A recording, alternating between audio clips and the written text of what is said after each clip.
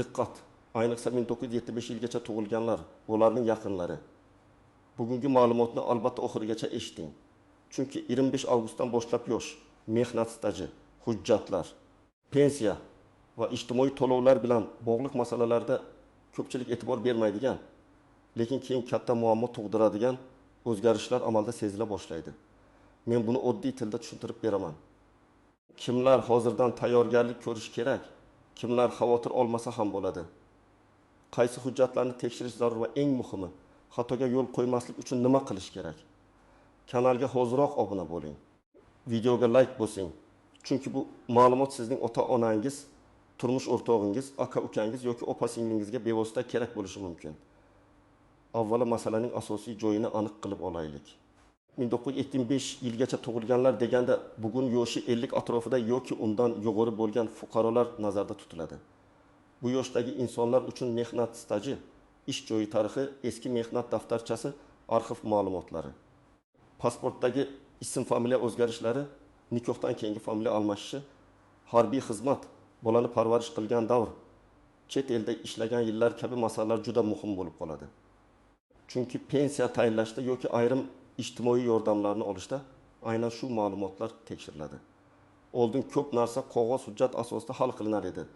Odam mehnat daftarchasini olib borardi. Korxona muhri bo'lsa, arxivdan ma'lumotnoma topsa, masala sekin bo'lsa ham yurardi. Endi esa ma'lumotlar tobora ko'proq elektron bazalar orqali solishtiriladi. Bu qulay, lekin bitta muammo bor. Eski yillardagi ma'lumotlar bazada to'liq chiqmasligi, ismda bitta harf xato bo'lishi yoki ish joyining hujjati arxivga noto'g'ri topshirilgan bo'lishi mumkin. Men ko'p ko'radigan holat shunday. Fuqaro pensiya yoshiga yaqinlashadi. Masalan, erkak kishi 1966 yilda tug'ilgan yoki ayol kishi 1970 yilda tug'ilgan. U o'zicha men 25 yil ishlaganman, muammo bo'lmaydi deb yuradi. Lekin hujjat topshirishga kelganda 1993 yildan 1992 yilgacha ishlagan korxonasi allaqachon yopilgan, arxivda esa uning familiyasi eski pasportdagi ko'rinishda yozilgan bo'ladi. Yoki mehnat daftarchasida ishga qabul qilingan sana bor, lekin ishdan bo'shatilgan sana yozilmagan. Yana bir holatda muhr bor, lekin buyruq raqami yo'q. Natijada fuqaro men ishlaganman-ku deb turadi. Tizim esa buni tasdiqlovchi hujjat yetarli emas deydi.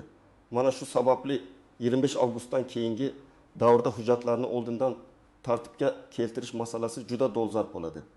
Bu yerda eng katta xato shuki, odamlar bunday xabarni faqat pensiyaga chiqadiganlar uchun deb o'ylaydi.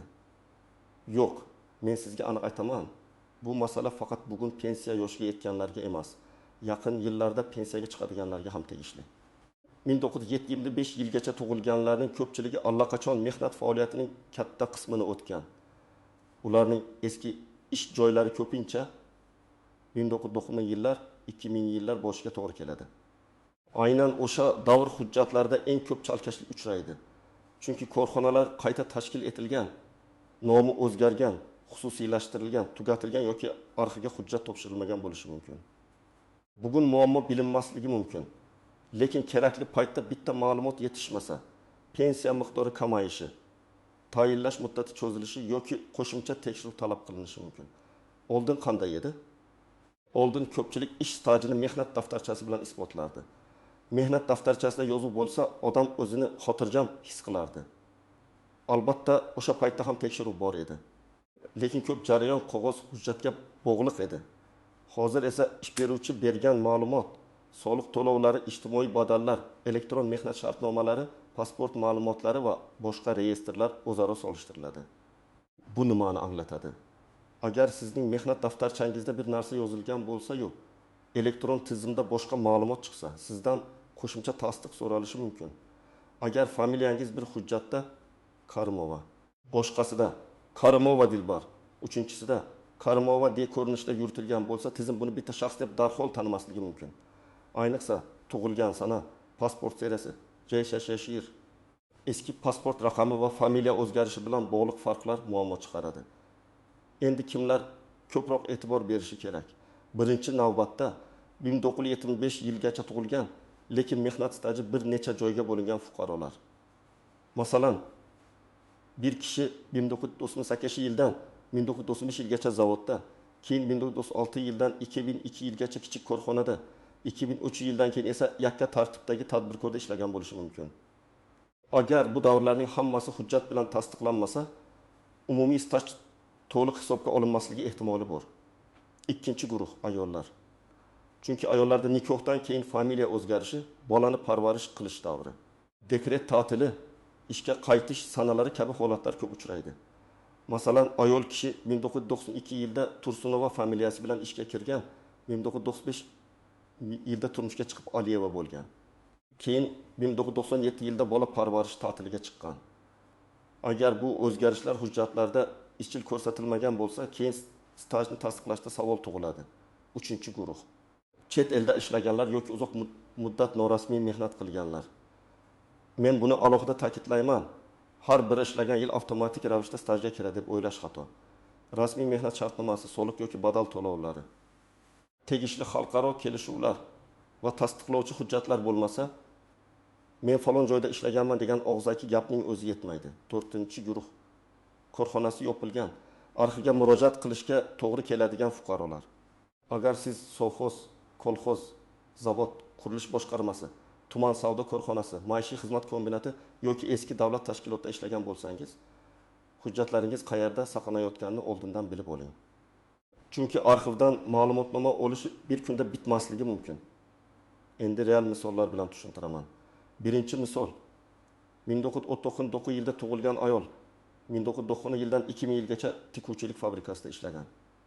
Mehnat daftarchasida ishga kirgan sanasi va ishdan chiqqan sanasi bor. Lekin fabrikadan berilgan buyruq raqami noto'g'ri yozilgan. Agar u bugun hujjatlarni tekshirmasa, pensiya tayinlash paytida o'sha 10 yilning bir qismi bo'yicha qo'shimcha tasdiq so'ralishi mumkin. Bu esa bir necha hafta yoki bir necha oy vaqt oladi. Ikkinchi misol. 1972 yilda tug'ilgan erkak 1994 yildan 1990 yilgacha xususiy firmada ishlagan. Firma keyin yopilgan, rahbari boshqa viloyatga ketgan, arxivga hujjat topshirilgan, topshirilmagani noma'lum. Agar uning qo'lida faqat eski mehnat daftarchasi bo'lsa, baribir qo'shimcha ma'lumot kerak bo'lishi mumkin. U hozirdan tuman arxiviga, eski korxona vorisi bo'lgan tashkilotga yoki davlat xizmatlari markazi orqali tegishli so'rovga murojaat qilgani ma'qul. Uchinchi misol. 1915 yilda tug'ilgan erkak harbiy xizmatni o'tagan, keyin zavodda ishlagan. Keyin bir muddat yakka tartibdagi tadbirkor bo'lgan. Harbiy xizmat davri, rasmiy ish davri va tadbirkor sifatida to'lov qilgan davrlari alohida tekshiriladi. Agar tadbirkorlik davrida majburiy to'lovlar to'liq amalga oshirilmagan bo'lsa, u davrni hisoblashda farq chiqishi mumkin. 4-misol. 1974 yilda tug'ilgan ayol hali pensiya yoshiga yetmagan, lekin u 1930 yillarda ishlagan joyining hujjatlari yo'qilishidan xavotirda. U hali vaqt bor deb yurmasligi kerak. Chunki bugun arxivdan ma'lumot topish mumkin bo'lsa, 5 yildan keyin o'sha hujjatni topish endi qiyinlashishi mumkin. Demak, 1975 yilgacha tug'ilganlar uchun eng to'g'ri yo'l hozirdan tekshirish va kamchiliklarni yopish. Kimlar xavotir olmasa ham bo'ladi. Agar siz butun umr rasmiy ishlagan bo'lsangiz, ish beruvchilaringiz ma'lumotlarni to'g'ri yuritgan bo'lsa, elektron mehnat daftarchangizdagi yozuvlar to'liq bo'lsa, pasport ma'lumotlaringiz, JSHR, familiya va tug'ilgan sanangiz barcha hujjatlarda mos kelsa, katta xavotirga o'rin yo'q. Lekin men baribir tekshirishni tavsiya qilaman. Chunki xotirjamlik taxmin bilan emas, hujjat bilan bo'ladi. Men bilaman. Hammasi joyida degan gap yetarli emas. Siz My.uz orqali Davlat xizmatlari markazida ish joyingizning kadrlar bo'limida yoki pensiya jamg'armasining hududiy bo'limida ma'lumotlaringizni ko'rib chiqishingiz mumkin. Tekshirish uchun pensiya yoshini kutish shart emas. Endi 25 avgustdan keyin nimaga alohida e'tibor beriladi? Men buni shunday tushuntiraman. Davlat idoralari va xizmat ko'rsatuvchi tashkilotlar ma'lumotlarni imkon qadar aniq, raqamli va tekshiriladigan ko'rinishda talab qiladi. Bu degani mening daftarchamda bor degan hujjat ham o'qilishi, tasdiqlanishi va boshqa bazalardagi ma'lumotlar bilan mos kelishi kerak. Agar sizning eski hujjatingiz yirtilgan, xira yozuv o'qilmaydigan, ism familiya qisqartirib yozilgan bo'lsa, oldindan nusxa oldirib, notarial tasdiq, arxiv ma'lumotnomasi yoki qo'shimcha tasdiqlovchi hujjat masalasini ko'rib chiqing. Ba'zi holatlarda sud orqali yuridik faktni belgilashga ham to'g'ri keladi. Bu eng oxirgi yo'l, lekin ba'zan boshqa imkon qolmaydi. istisnolar va nozik joylar ham bor. Masalan, hammasi bir xil hisoblanmaydi. Ayrim davrlar umumiy mehnat stajiga kirishi mumkin, lekin pensiya miqdoriga ta'siri boshqacha bo'lishi mumkin. Ayrim to'lovlar uchun oxirgi ish haqi, ayrimlar uchun badal to'langan davr, ayrimlar uchun oilaviy ahvol yoki nogironlik holati muhim bo'ladi. Shuningdek, bola parvarishi davri, harbiy xizmat o'qish davri, ishsizlikda ro'yxatda turgan davr kabi masalalarda ham aniq shartlar bor.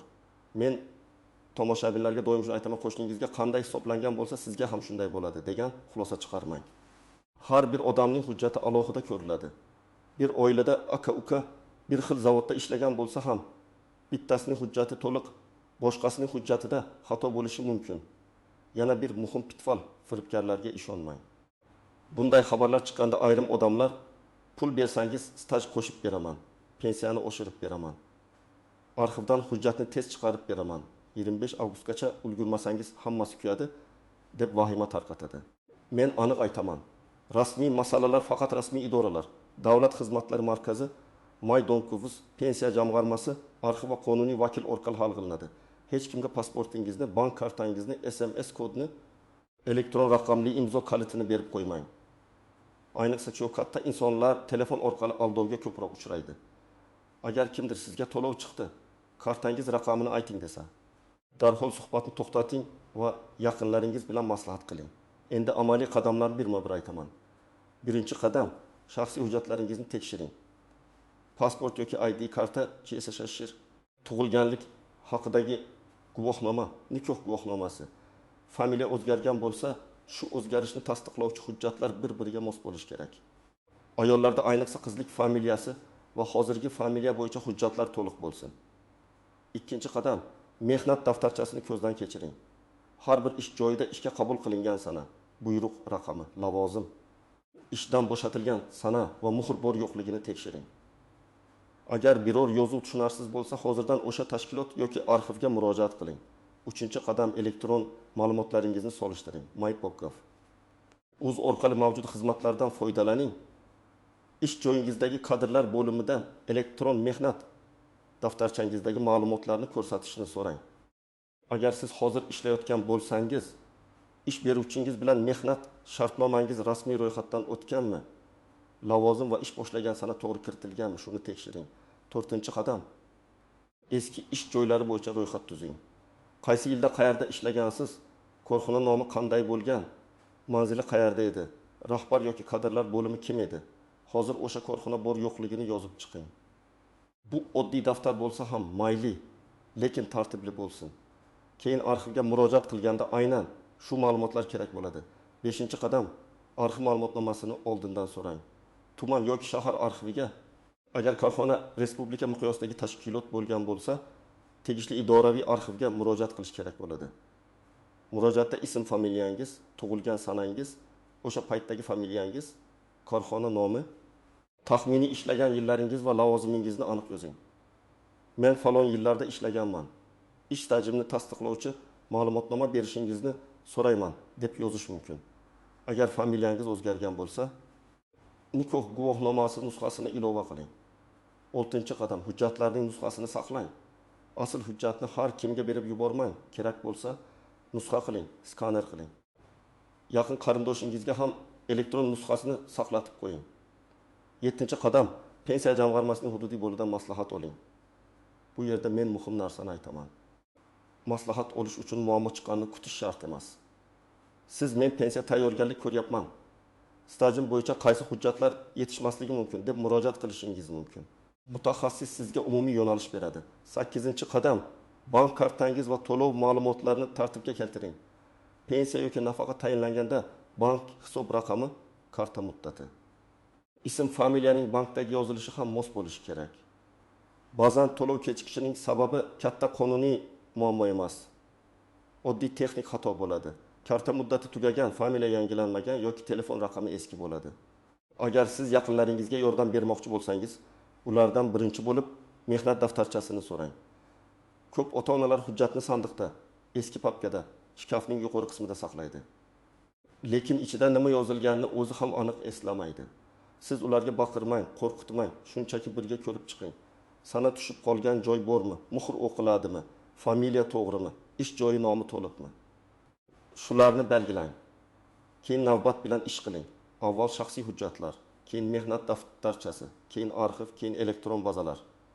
Hammasini bir kunda bitirish shart emas, lekin kechiktirish ham to'g'ri emas. Yana bir nozik jihat, og'zaki va'da bilan rasmiy hujjatni aralashtirmang. Masalan, kimdir bizning korxonada ishlaganlarning hammasi hisobga olinadi desa, yaxshi, lekin siz baribir yozma tasdiq oling. Kimdir arxivda hammasi bor desa, arxiv ma'lumotnomasini olib qo'ying. Kimdir elektron bazada chiqadi desa, o'zingiz tekshiring. Chunki oxirida javobgarlik sizning hujjatingizga keladi. Pensiya, nafaqa yoki boshqa to'lov masalasida har bir kun muhim bo'lishi mumkin. Hujjat yetishmagani uchun tayinlash kechiksa, odam asabiylashadi, idoralar orasida yuradi, vaqt va pul sarflaydi. Oldindan tekshirish esa shu muammolarning ko'pini kamaytiradi. Men yana bir narsani alohida ta'kidlayman. Bu xabar vahima qilish uchun emas, tayyor turish uchun. 25 avgustdan keyin hamma narsa birdan bekor bo'ladi. Hamma puldan ayriladi degan gaplarga ishonmang.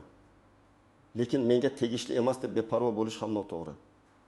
Ayniqsa 1975 yilgacha tug'ilganlar uchun bu davr hujjatlarini tartibga keltirish, eski stajni tasdiqlash, elektron ma'lumotlarni tekshirish va yaqin yillardagi moliyaviy barqarorlikni himoya qilish davri.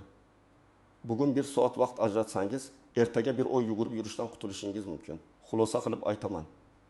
Agar siz 1975 yilgacha tug'ilgan bo'lsangiz yoki oilangizda shunday inson bo'lsa, hoziroq 3 ta ishni boshlang. Birinchisi, shaxsiy hujjatlar va familiya o'zgarishlarini tekshiring. Ikkinchisi, mehnat daftarchasi va eski ish joylari bo'yicha hujjatlarni tartibga keltiring. Uchinchisi, may.gov.uz Davlat xizmatlari markazi arxiv va pensiya jamg'armasi orqali ma'lumotlarni rasmiy tekshiring. Hech kimga SMS kod, karta raqami va elektron imzo ma'lumotlarini bermang.